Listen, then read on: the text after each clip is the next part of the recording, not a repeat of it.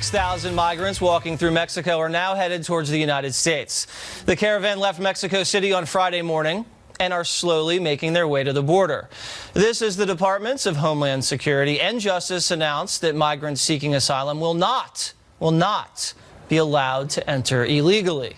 Instead, they must enter through official ports of entry.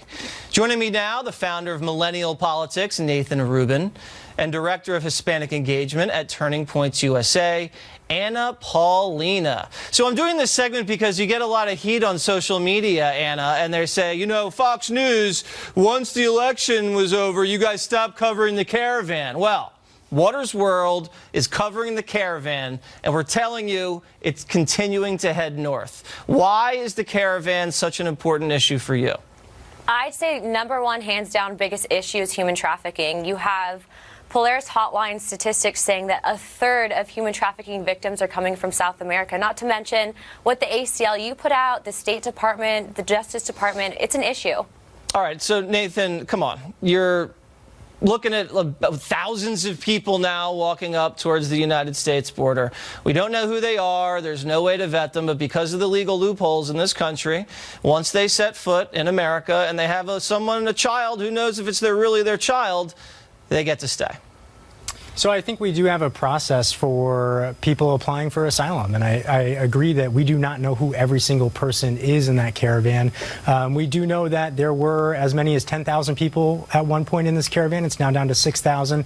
They're still several hundred miles away in Mexico City. They are going to probably continue north. Whoever does make it to the border, they should have their legal right to file for asylum. So you're okay with people crossing the border illegally? I'm okay with them coming to legal ports of entry and filing for asylum. But they're asylum. not going to legal ports of entry. But it seems now that Donald Trump has made that an executive order and rejiggered the process. So what I will say is that they should have the legal right. Under the Refugee Act of 1980, this was established by law that people fleeing persecution, political instability, they have the right to come forward. Yeah, but Anna, a lot of these people are not fleeing violence in their country. All of the interviews conducted by these caravan members say they're there for money.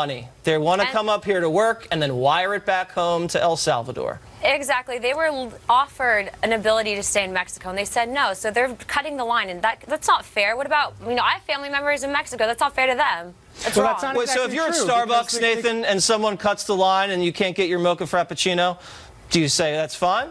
I don't usually go to Starbucks, but I would probably... How about Dunkin' Donuts? Yeah, sure. So I think it's a little more complicated and nuanced than an example like that. Well, I don't. I thought I pretty much nailed it. All right. Let's talk about Michelle Obama versus Donald Trump. So Michelle Obama came out with a book, and this is what it says. You ready? The whole birther thing was crazy and mean-spirited. Of course, its underlying bigotry and xenophobia hardly concealed. But it was also dangerous, deliberately meant to stir up the wingnuts and the kooks. What if someone with an unstable mind loaded a gun and drove to Washington? What if that person went looking for our girls? Donald Trump, with his loud and reckless innuendos, was putting my family's safety at risk, and for this, I'd never forgive him.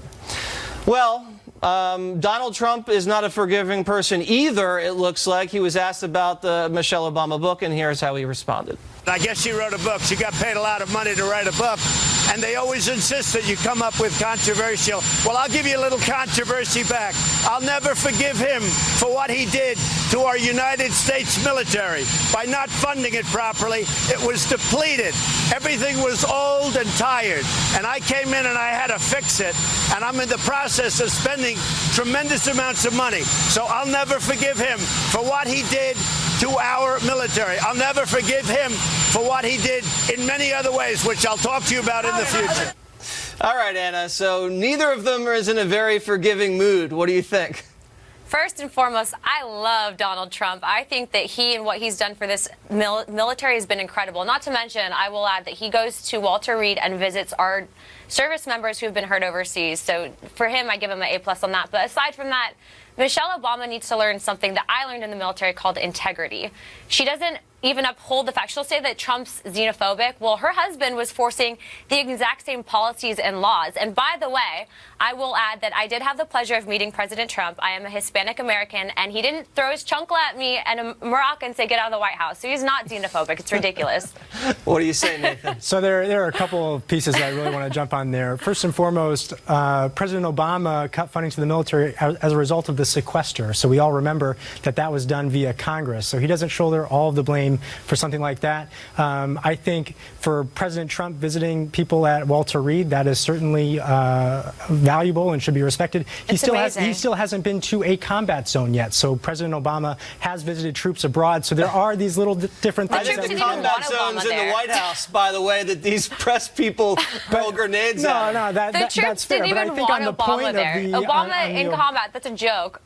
All right. I'm serious about that. Well, I do want to talk about the book, for example, because I think Michelle Obama, now that she's out of the White House, she was the first African-American first lady. She certainly has a right to speak and a right to write about whatever she would like. I think she suffered a lot of I want to read Trump's book. In 6 years from now, Nathan, I think that book's going to be a hot seller, probably sell a little more copies than Michelle Obama. Yeah, All right, Anna, Paulina, I got to run. Thank you, Nathan. Thank you. Take care of some business. Coming up next.